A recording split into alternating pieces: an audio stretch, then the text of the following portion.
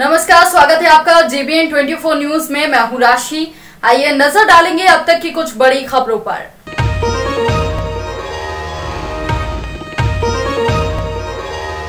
बंगाल की खाड़ी से उठा चक्रवाती तूफान यास से धीरे धीरे आगे बढ़ रहा है। इससे आने के संकेत मिले हैं। इस तूफान का असर सिमडेगा में होने की संभावना है।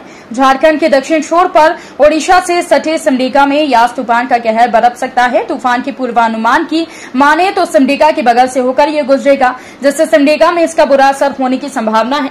तूफान के खतरे को देखते हुए जिला प्रशासन ने अलर्ट जारी किया है। 26-27 मई को यहाँ के वैक्सीनेशन स्थगित किए जाएंगे। डीसी ने सभी प्रखंडों को बिजली विभाग को अलर्ट करते हुए आवश्यक दिशा निर्देश दिए हैं। तूफान के दौरान रास्ते अवरुद्ध न हो, इसके लिए जिले में पर्याप्त जेसीबी मशीनों को अलर्ट पर रखा है। यास तूफान के खतरों के मद्देनजर जिले में ऑटो और टैक्सी के परिचालन को भी 26 से 28 मई तक बंद रखा गया है। इस दौरान सभी को घरों में रहने की सलाह दी गई है। जिला प्रशासन ने आवश्यक नंबर जारी किए हैं जो आपात स्थिति में काम आएंगे। जिला प्रशासन यास को लेकर पूरी तरह मुस्तैद है। यास को लेकर किस तरह के निर्देश दिए गए हैं, जिले को किस तरह से संभाला जाएगा? चक्रवाती तूफान यास को देखते हुए सभी ज़िले के जितने भी हमारे ब्लॉक्स हैं सभी को निर्देश दिया गया कि उनका जो कंट्रोल रूम होगा 24 घंटे फंक्शनल रहेगा।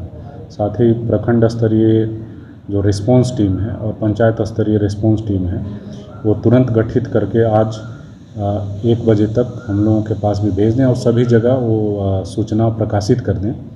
साथ ही किसी प्रकार की कोई भी घटना से बचने के लिए सभी को एक स्पष्ट चेतावनी जारी की गई है हमारे उपायुक्त सर के द्वारा भी। इसमें कहा गया है कि कोई भी व्यक्ति किसी भी तालाब हो या नदी हो या डैम हो उसके समीप ना जाए, क्योंकि तेज गति से आंधी और बारिश की संभावना है। साथ ही वज्रपात भी होने की संभावना है।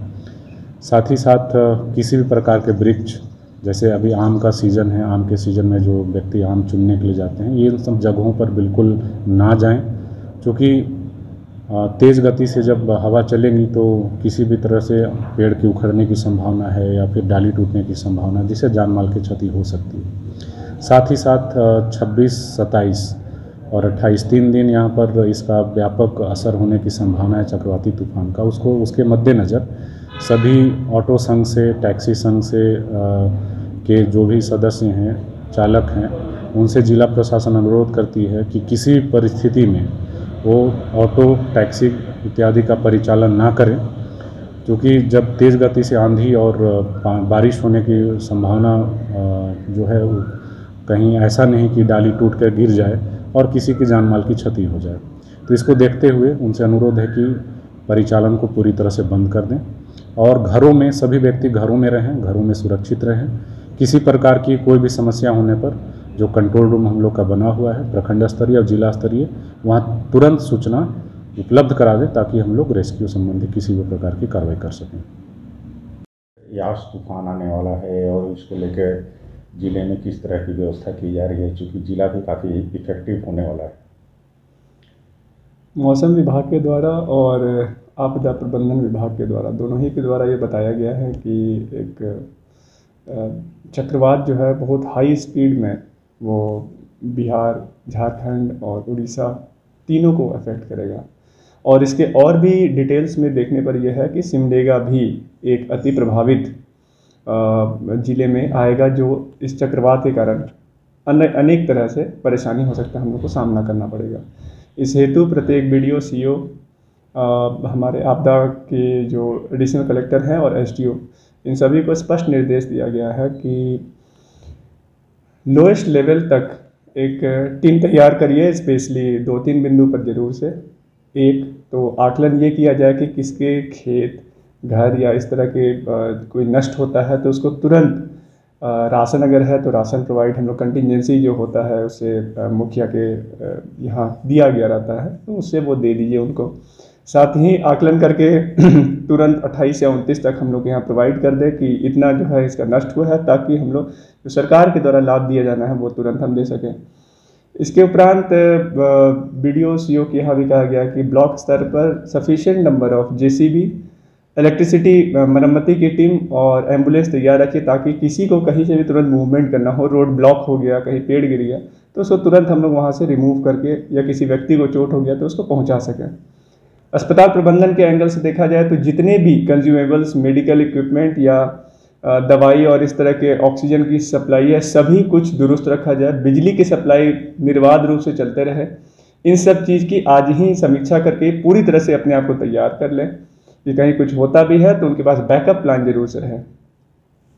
इसके सिवाय प्रत्येक जो अगले 2 दिन 3 दिन हैं, हम लोग कोशिश कर रहे हैं कि हर 3 घंटे में जो रिपोर्ट है ग्राउंड से आए और SDO उसको संकलित करके वहाँ जिला स्तर पर हम लोग इसको पब्लिश कर सकें।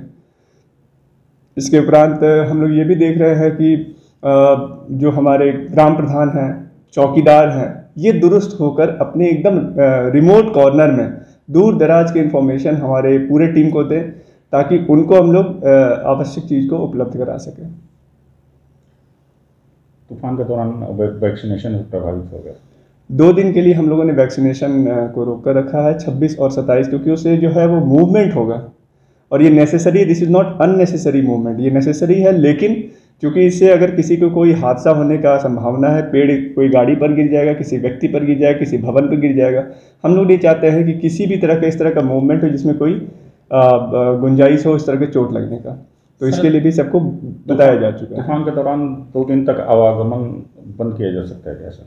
तूफान के दौरान जो इमरजेंसी मूवमेंट है उसको हम लोग तो नहीं रोक सकते। जैसे मेडिकल इमरजेंसी हो, किसी को एकदम सख्त कोई ऐसा चीज़ की ज़रूरत है जो उस समय उसको चाहिए, तो हम लोग देना ही देना है। मेडिकल दुकान तो खुलना ही है, राशन दुकान तो कुछ खुलेंगे ही, जिनको ज़रूरत है वो लेंगे ही। लेकिन ये है कि अननेसेसरी मूवमेंट जितने भी है सिमडेगा वासी अगले 2 दिनों तक किसी प्रकार का आप लोग ना करें। आप समझिए कि जो भी आज आपको ज़रूरत है अगले 3 से 4 दिनों का आकलन करके अपने घर में आप लोग जमा करके रहें और सेफ रहे, साउंड रहे। वापस जैसे ही नॉर्मल हो जाता है, साइक्लोन का जो चक्र का एकदम बीच का पार्ट, जब आई ऑफ द साइक्लोन वो जब पार होके वो निकल जाएगा, तो उसके बाद जब अपने आप नॉर्मल सिचुएशन होगा, आप लोग घर से बाहर निकल के अपने अपने सुविधाओं के अनुसार बाहर मूवमेंट कर सकते हैं। Thank you.